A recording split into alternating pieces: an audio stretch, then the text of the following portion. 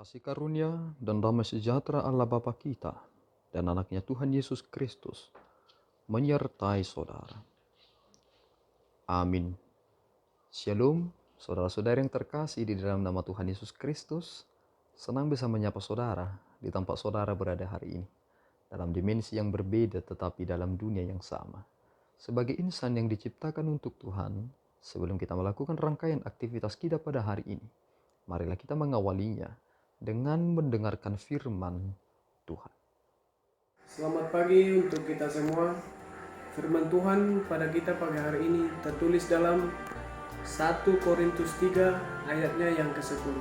Beginilah firman Tuhan. Sesuai dengan kasih karunia Allah yang dianugerahkan kepadaku, aku sebagai seorang ahli bangunan yang cakap telah meletakkan dasar, dan orang lain membangun terus di atasnya. Tetapi tiap-tiap orang harus memperhatikan bagaimana ia harus membangun di atasnya.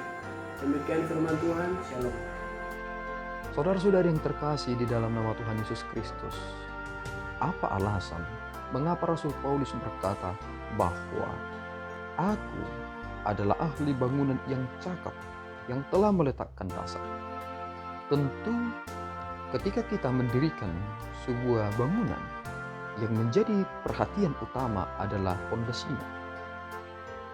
Jika pondasinya benar dan kokoh, tentu akan berpengaruh tentang bagaimana kelanjutan pembangunan itu. Tetapi jika dasarnya sudah tidak tepat dan kita ingin bercita-cita ingin mendirikan bangunan yang tinggi, bukankah itu menjadi kesia-siaan dan kerugian besar? Mengapa demikian? Kita menghancurkan bangunan yang besar lainnya karena kita tidak mempersiapkan sesuatu hal yang kokoh pada dasarnya. Apa yang menjadi dasar yang diletakkan oleh Rasul Paulus dalam pelayanannya? Bukan kepentingan pribadinya, bukan hanya sebatas kuantitas, tetapi yang menjadi dasar dalam setiap pelayanannya adalah pribadi Yesus Kristus sendiri. Dia membawa setiap insan untuk kembali kepada Kristus. Karena dasar dari iman kita adalah Yesus Kristus, dan Roh Kudus menyaksikan itu dan menyatakan itu sebagai hal yang benar. Sehingga Kristus berkata, Roh Kudus akan bersaksi tentang aku, dan Roh Kuduslah yang memuliakan Kristus pada hakikatnya. Dan kita juga diarahkan untuk hal tersebut. Sehingga Rasul Paulus pernah berkata bahwa antara aku dan Apolos adalah sama. Aku menanam, dia yang menyiram. Tetapi sebenarnya yang menumbuhkan adalah Tuhan sendiri. Dalam setiap pelayanan yang dilakukan Rasul Paulus, ketika ia menyatakan tentang pribadi Yesus Kristus, Roh Kudus senantiasa menyertai setiap pelayanannya. Sehingga apa yang boleh ia kerjakan bukan untuk kepentingannya. Seandainya itu menjadi hal yang bersifat profesi, maka tentu Paulus akan mendapatkan segala keuntungan dari setiap pelayanannya. Tetapi lihatlah, ketika ia melayani, banyak hal yang terjadi di dalam hidupnya. Dan ketika ia melayani, ia bahkan harus mendirikan tenda-tenda supaya ia mendapatkan sedikit uang dari hasil ia mendirikan tenda tersebut. Dan ini saudara harus menjadi rujukan kita dalam kehidupan ini. Apa yang menjadi dasar dalam kehidupan kita? Jika kita bekerja hanya untuk gaji, maka begitu terbatasnya cara kita memandang pekerjaan itu. Tetapi jika kita memiliki dasar yang besar, ketika kita menerima pekerjaan itu, dan kerjaan Tuhan dinyatakan ketika saudara bekerja, ini menjadi sesuatu hal yang luar biasa. Dan Yesus pernah berkata demikian, barang siapa yang menyambut seorang seperti nabi, maka ia mendapatkan upah layaknya seperti seorang nabi.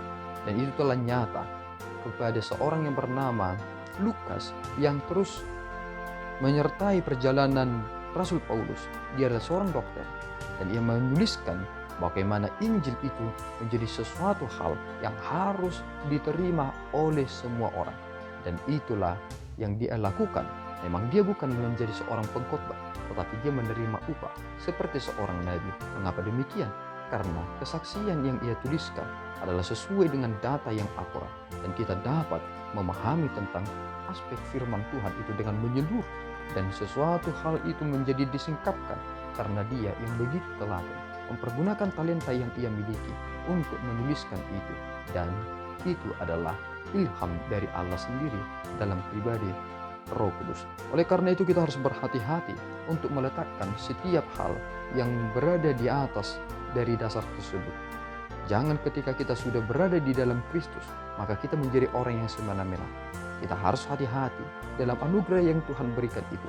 Jangan sampai anugerah itu diambil dari kita karena kita menjadi pribadi yang begitu semena-mena dengan apa yang telah Tuhan beri tentang kemerdekaan dan kebebasan yang Tuhan telah berikan kepada kita. Tuhan memberkati saudara, dan mari menggumuli segala sesuatu yang dinyatakan dalam dasar yang kuat itu. Amin, kita berdoa. Ya Allah Tuhan kami bersyukur atas anugerah-Mu. Terima kasih ya Tuhan, Engkau telah menyatakan anugerah-Mu lewat pribadi Paulus yang meletakkan dasar yang kuat ini, sehingga iman kami terletak pada pribadi Yesus Kristus, dan anugerah itu kami dapati dalam pengenalan akan anak. Tempa kami ya Bapa, supaya kami menjadi bangunan yang kokoh, yang meneruskan pelayanan Yesus Kristus sebagai pribadi yang terus memuliakan Engkau. Ampunkan dosa kami Bapa, dalam Yesus kami telah berdoa dan mengucap syukur. Anugerah Tuhan kita Yesus Kristus, kasih setia Allah Bapa, dan persekutuan Roh Kudus menyertai saudara. Amin. Tuhan Yesus memberkati.